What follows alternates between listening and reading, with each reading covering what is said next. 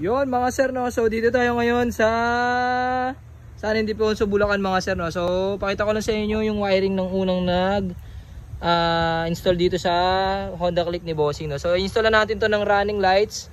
Tapos full package yung mga sir, install na natin niya. So nakabaklas na. So pinakita ko lang sa inyo yung before niya mga sir. So napakadelikado nito, na open wire yan mga sir. So pag bumusina ka, pwedeng mag-short yan. Tapos masunog yung motor yan. Tapos yung relay yan, wala mga balot.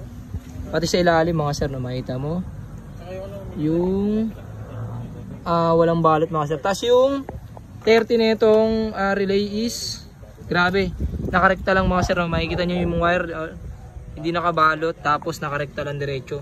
So walang fuse box na in-install. Grabe.